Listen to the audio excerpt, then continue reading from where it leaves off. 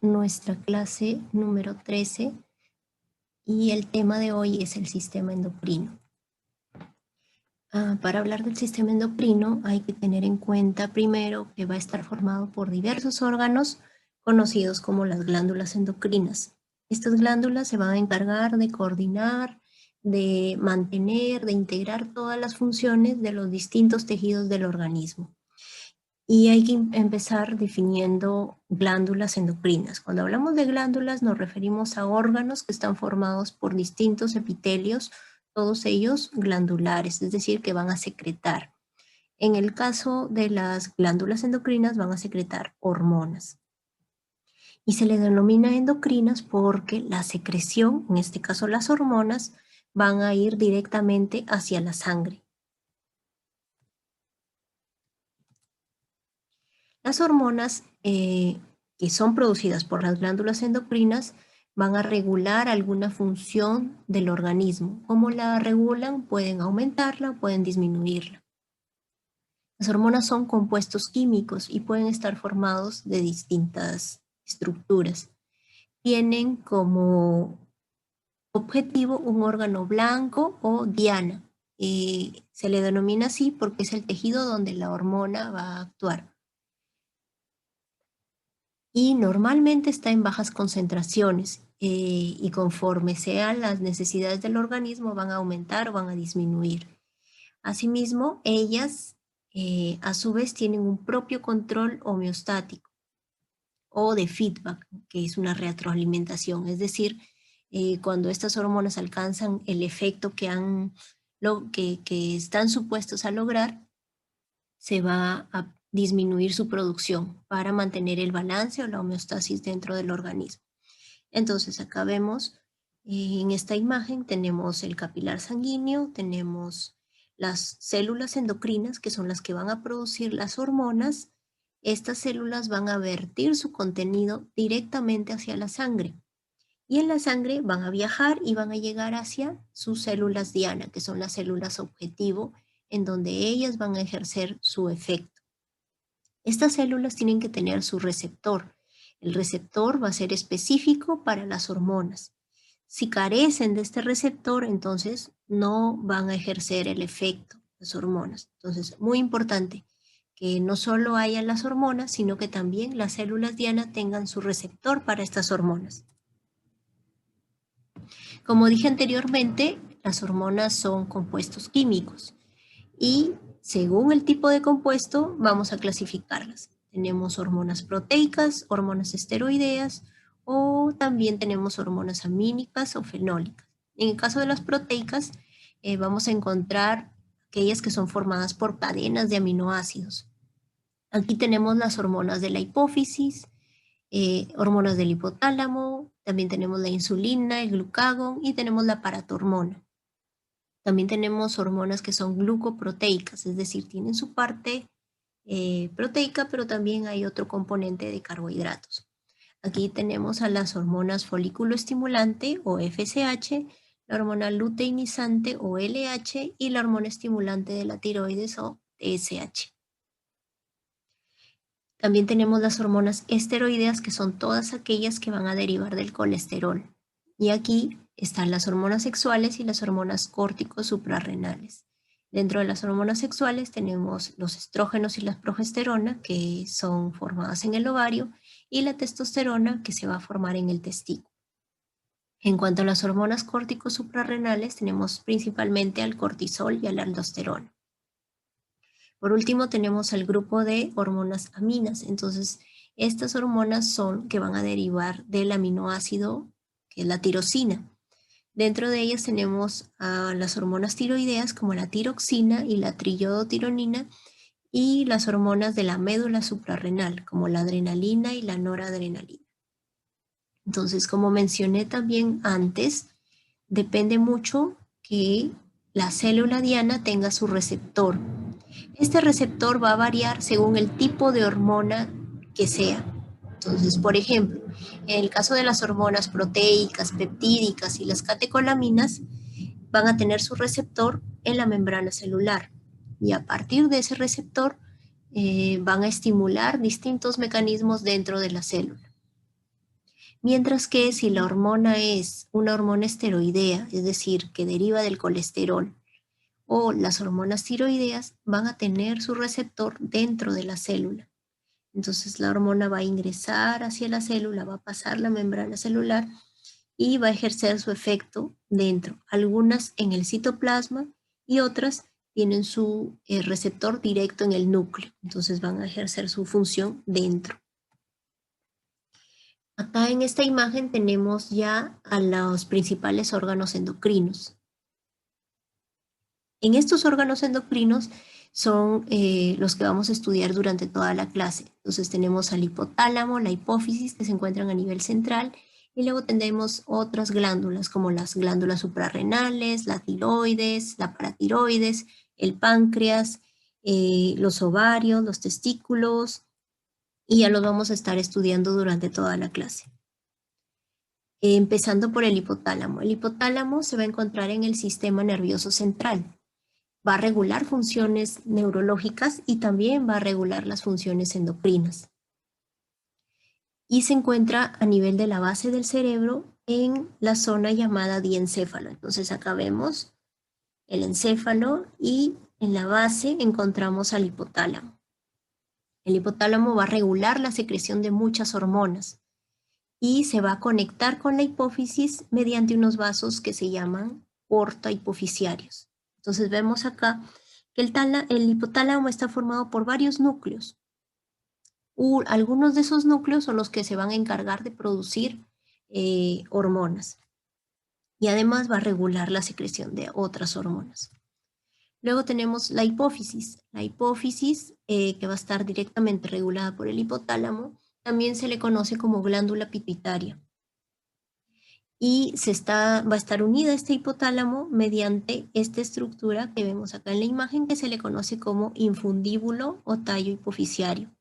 Se va a ubicar en una porción del hueso esfenoides que se le conoce como la silla turca. Vemos acá en esta imagen, tenemos los huesos del cráneo, tenemos el hueso esfenoides y acá a modo de una silla, esta estructura llamada silla turca donde va a descansar la hipófisis.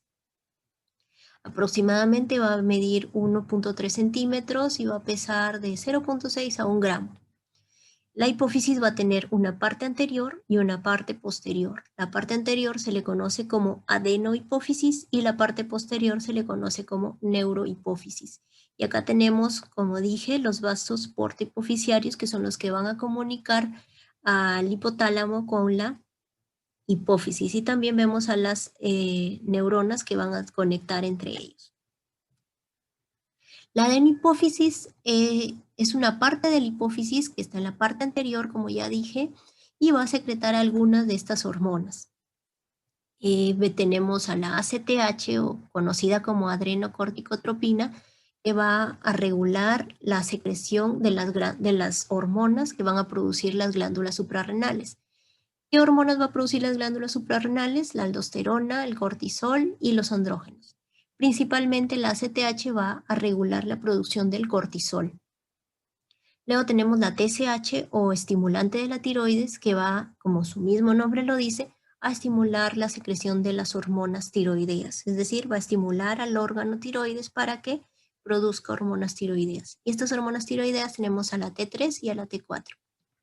Luego tenemos a la FSH o folículo estimulante que va a ejercer diversas funciones según sea el sexo de la persona. En el caso de las mujeres va a inducir la formación de los ovocitos y va a estimular la secreción de los estrógenos por parte de los ovarios. Y en el caso de los hombres va a inducir la producción de espermatozoides en los testículos.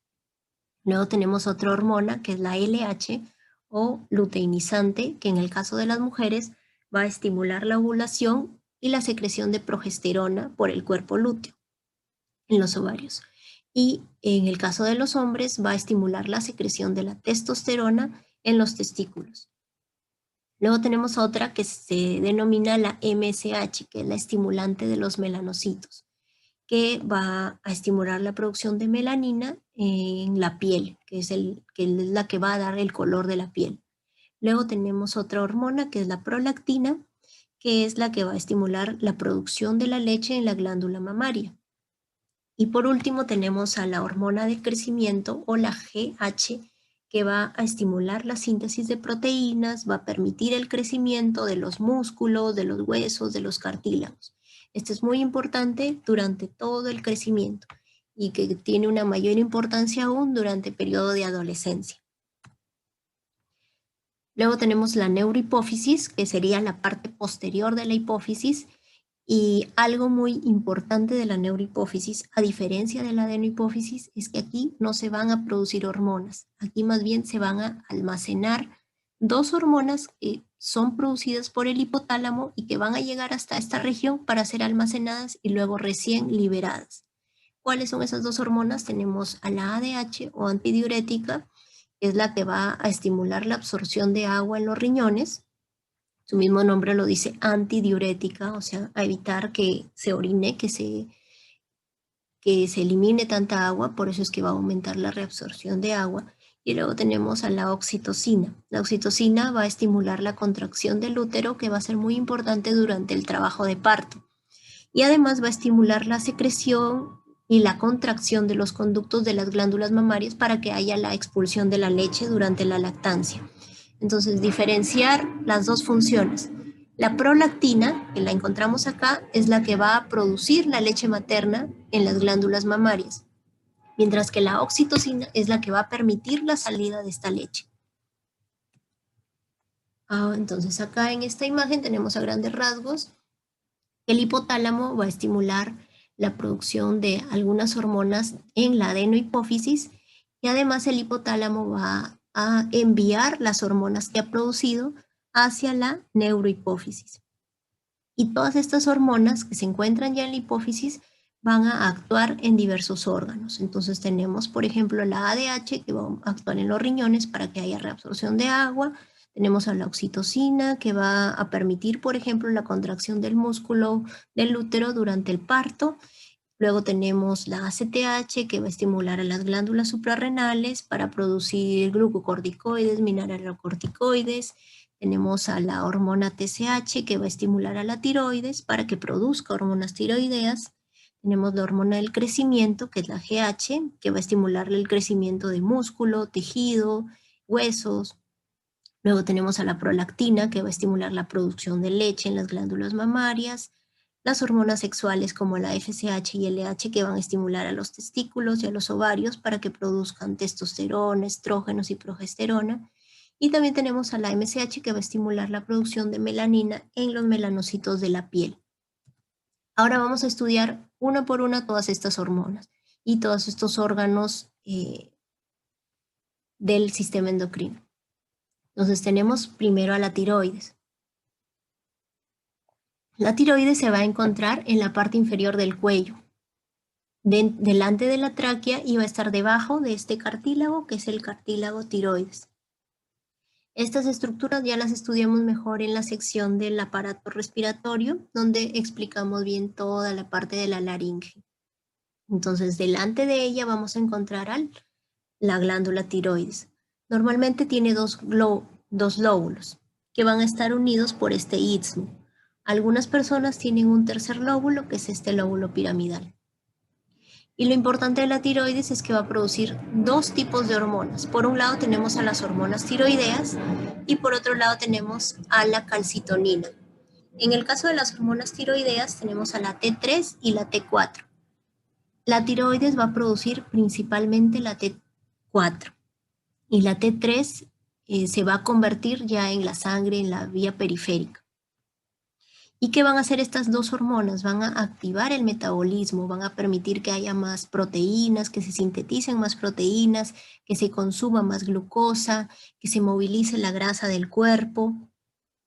Va a permitir el desarrollo del sistema nervioso, por eso es muy importante detectar en el caso de los recién nacidos que no tengan una alteración conocida como el hipotiroidismo congénito, porque podría tener luego problemas a nivel de su desarrollo del sistema nervioso. Y esta hormona es catabolizada en el hígado y en el riñón. Luego tenemos a otra hormona que es la calcitonina, que se va a encargar de disminuir los niveles del calcio en la sangre. ¿Y cómo va a disminuir estos niveles de calcio? Va a inhibir o va a bloquear que salga calcio del hueso y va a aumentar la excreción de calcio en el riñón para así eliminar el exceso de calcio que hay en la sangre. Entonces justo estábamos hablando de la tiroides y para eso tenemos al eje hipotálamo hipófisis tiroides. Entonces vemos que el hipotálamo va a estimular a la hipófisis a que produzca TSH. Entonces el hipotálamo va a secretar una hormona que es la TRH que va a estimular a que la adenohipófisis produzca la TSH. Esta TSH va a viajar por la sangre, va a llegar hasta la tiroides y en la tiroides va a estimular que se produzcan dos hormonas, la T3 y la T4. Y estas dos hormonas van a ejercer ya todas las funciones que hemos mencionado. Y acá, esto para ver el tema de la autorregulación o el feedback que tienen estas hormonas. Una vez que estas hormonas alcanzan niveles altos, van a enviar información hacia el hipotálamo y hacia la hipófisis para que se deje de producir estas hormonas, la TRH, la TSH, y por lo tanto ya no haya más producción de hormonas tiroideas. ¿Por qué? Porque ya se produjo el resultado que querían, ya se logró las funciones que deberían ejercer estas hormonas. Entonces, a modo de regulación, ellas mismas van a inhibir la producción y así que no haya exceso de estas hormonas. Igualmente, cuando estas se encuentran en un nivel muy bajo, van a estimular a que se produzcan más hormonas. Luego tenemos a la paratiroides. La paratiroides son 4 glandulitas que van a estar en la cara posterior de los lóbulos de la misma tiroides. Entonces vemos acá la tiroides y vemos acá 4 pequeñas estructuras que son las glándulas paratiroides. Son 2 superiores y 2 inferiores. Tienen una forma ovalada, un color castaño rojizo y son bastante pequeñas.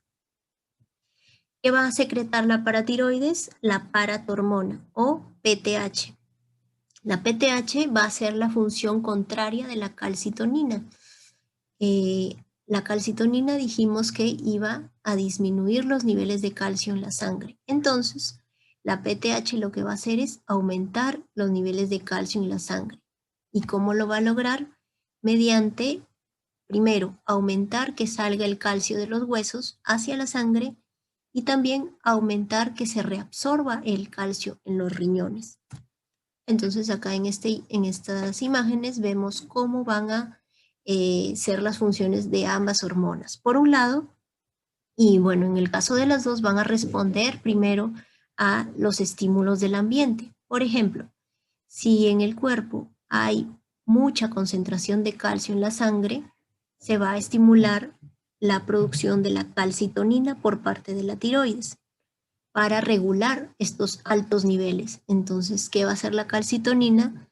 Va a inhibir que salga calcio del hueso y así se va a regular la concentración de calcio en la sangre. Mientras que si por otro lado tenemos más bien que la concentración de calcio en la sangre es baja, va a estimular a las paratiroides y estas van a secretar la paratormona, que va más bien a aumentar la liberación del calcio de los huesos, para que este calcio salga de los huesos, entre a la sangre y así subimos la baja concentración de calcio que hay. Entonces es un constante equilibrio entre ambas hormonas. Aumenta el calcio, sale la calcitonina y se inhibe la paratiroides. Baja el calcio, se inhibe la calcitonina y más bien aumenta la paratormona para regular los niveles de calcio. Acá también lo vemos acá. Y va a actuar no solo a nivel del hueso, sino también a nivel del riñón, para que se reabsorba el calcio y también a nivel del intestino, porque recordemos que en el proceso de la digestión también se van a absorber los distintos nutrientes que contienen calcio, que van a ir hacia el organismo. Luego tenemos otro órgano endocrino que ya lo hemos estudiado en la sección de sistema digestivo. Vimos al páncreas que secretaba varias sustancias importantes durante la digestión. Pero el páncreas también es importante porque va a tener una función endocrina. Y esta función va a estar ejercida principalmente por los islotes de Langerhans, que van a constituir la porción endocrina del páncreas. Y en estos islotes que vemos acá, van a tener distintos tipos de células. Dentro de ellas tenemos las células alfa, las células beta y las células delta. Las células alfa van a secretar una hormona llamada glucagón, que se va a encontrar más a la periferia del islote. Luego tenemos las células beta que van a secretar una hormona llamada insulina, que van a estar más en el centro. Y luego tenemos a las células delta que van a secretar una hormona llamada somatostatina. Entonces acá vemos el páncreas, vemos que tenemos esta estructura, vemos la parte de los acinos que se van a encargar más que todo de la secreción de enzimas pancreáticas para la digestión, y vemos que en el medio encontramos al islote. Y en el islote, que es el que va a ejercer la función endocrina, es donde vamos a encontrar a todas estas células que ya hemos mencionado y que van a encargarse de producir 3 hormonas principalmente. Hablando acá, el glucagón y la insulina, ya vamos a estudiar en las siguientes diapositivas cómo van a funcionar entre ellos, pero básicamente van a regular los niveles de azúcar en la sangre o de glucosa. Mientras que la somatostatina es una hormona que va a inhibir a la hormona del crecimiento. Entonces, hablando ya de la insulina y el glucagón, al igual que la paratormona y la calcitonina que van a nivelar los niveles, que van a regular los niveles de calcio, la insulina y el glucagón van a nivelar o van a regular la cantidad de glucosa que hay en la sangre. Entonces, por ejemplo, si tenemos glucosa baja en sangre, quien se va a estimular es el glucagón. El glucagón, al detectar esta glucosa baja en la sangre, va a estimular que se libere la glucosa de las células. Entonces, ¿cómo? Por ejemplo, va a permitir que se degrade el glucógeno, que es la forma en que se almacena la glucosa en el hígado, y este almacenamiento va a permitir que se libere la glucosa, ¿no? Entonces se rompen los enlaces de glucógeno, se libera la glucosa hacia la sangre y así se mantienen los niveles de glucosa en sangre. Mientras que si la glucosa está bastante alta, quien se va a estimular es la insulina. La insulina, por su lado, va a aumentar, va a permitir la formación de glucógeno para disminuir los niveles de glucosa en sangre. Entonces, se forma el glucógeno a partir de glucosa y así se regula y se va a bajar los niveles de glucosa en la sangre. Luego tenemos a las glándulas suprarrenales. Estas glándulas también se les conoce como glándulas adrenales y van a estar situadas en la parte superior de los riñones. Entonces vemos acá los riñones, por encima de ellos las glándulas suprarrenales. Y se van a encontrar también retroperitoneales. Son glándulas bastante pequeñas, de 1 centímetro por 2 centímetros por 5 centímetros y pesan de 7 a 10 gramos. Estas glándulas a nivel funcional y a nivel histológico, según lo que vemos en la imagen, se va a clasificar en corteza y médula. Entonces tenemos la corteza suprarrenal y la médula suprarrenal. En cuanto a la corteza, va a tener 3 partes. Tenemos la zona glomerular, la zona fascicular y la zona reticular, cada una responsable de secretar distintas hormonas. Y luego tenemos la médula, que se va a encargar de la secreción de catecolaminas. Las catecolaminas tenemos a la adrenalina y la noradrenalina. Entonces, en la zona glomerular tenemos que se va a secretar la aldosterona, mientras que en la zona fascicular se va a secretar el cortisol y en la zona reticular los andrógenos. Entonces, tenemos 3 tipos de hormonas, los mineralocorticoides, principalmente la aldosterona, los glucocorticoides, principalmente el cortisol, y los andrógenos, como la DHA y la testosterona. En el caso de la aldosterona, se va a encargar de regular la presión arterial y también los niveles de sodio y de potasio en la sangre.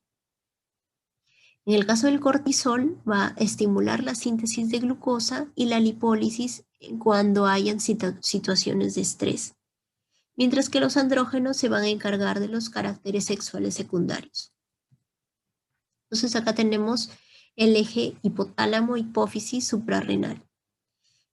Principalmente acá tenemos el cortisol o los glucocorticoides. Entonces, el hipotálamo va a secretar una hormona que es la CRH, que va a estimular la producción de ACTH en la hipófisis anterior, en la adenohipófisis.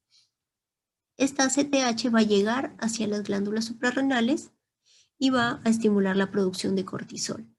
Entonces, ya a nivel del organismo, lo que va a hacer el cortisol va a tener varias funciones, como por ejemplo aumentar la glucosa en la sangre, como dijimos, ante situaciones de estrés, va también a inhibir la reproducción, va a inhibir el crecimiento y también puede inhibir el sistema inmune.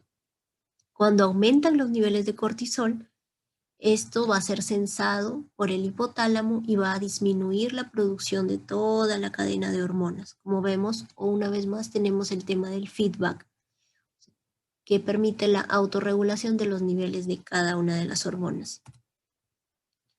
Por último, tenemos también a las hormonas sexuales. En este caso vamos a estudiar primero los ovarios. En el caso de los ovarios, van a ser estimulados por la FSH y la LH para producir estrógenos y progesterona, respectivamente. Tenemos que en el caso de los estrógenos van a producirse en respuesta a la FSH. ¿Y dónde se van a producir? En los folículos ováricos. ¿Cuál es la función de los estrógenos? Principalmente van a determinar el desarrollo de los caracteres sexuales femeninos y también van a ayudar en el engrosamiento de la pared uterina. El estrógeno más conocido es el estradiol. Y por el lado de la progesterona vemos que se va a formar en respuesta al estímulo que recibe de la LH.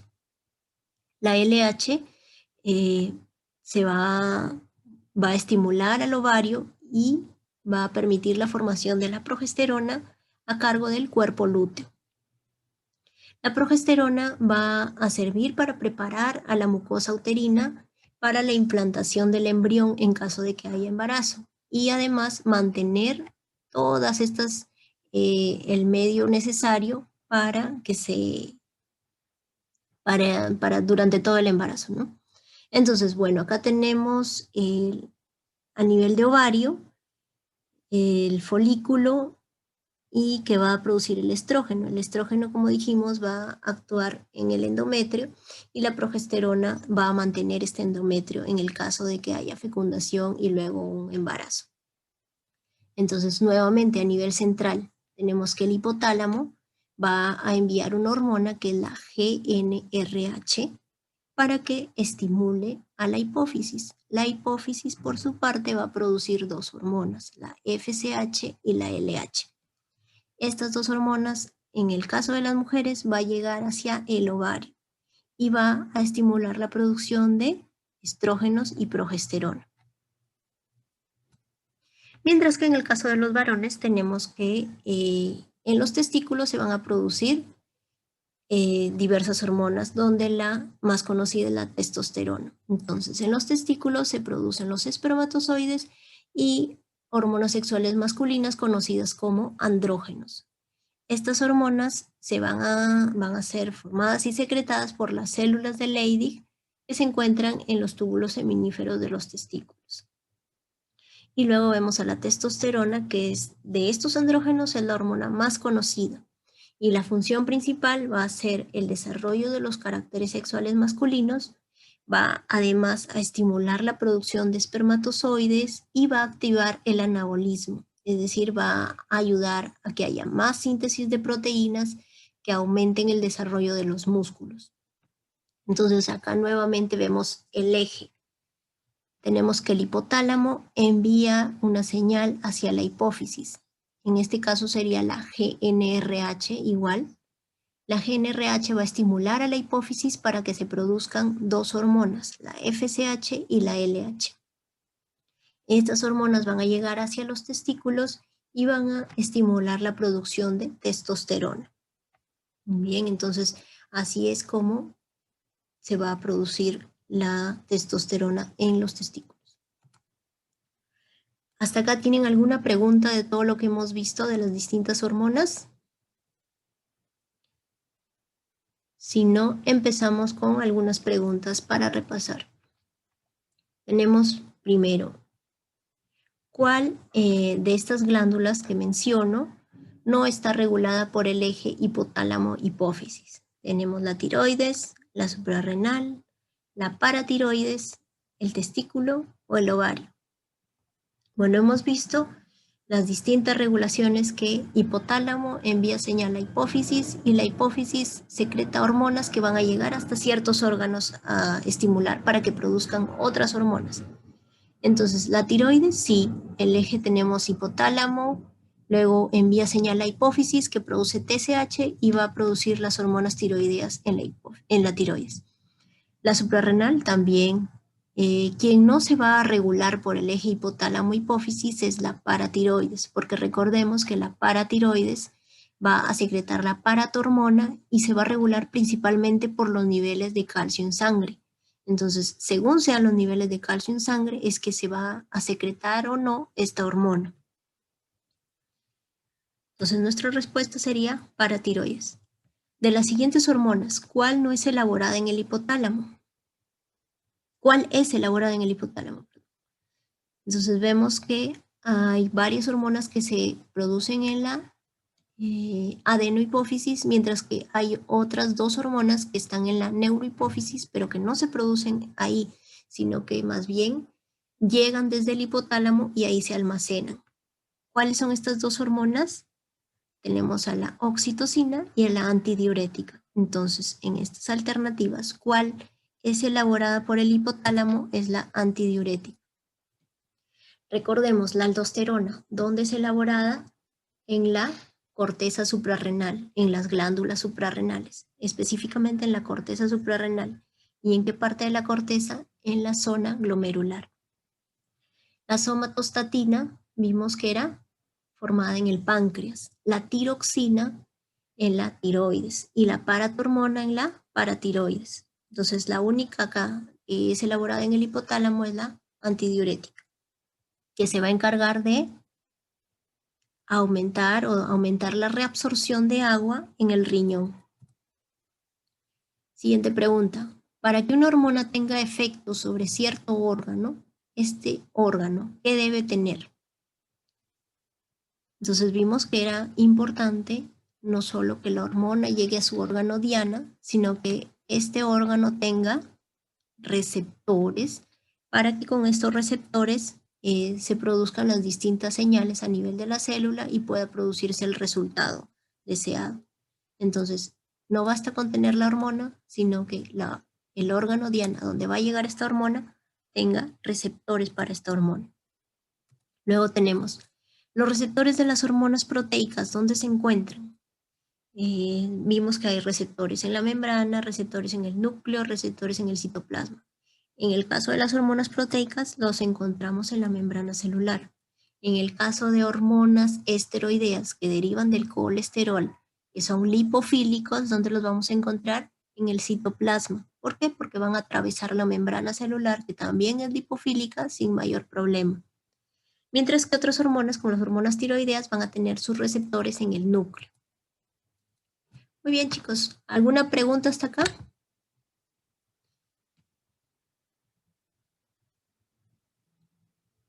Si no hay ninguna pregunta, bueno, hasta aquí llegamos con nuestra clase y recuerden que se les va a estar subiendo la grabación de la clase, así como la presentación del PowerPoint para que puedan estudiar.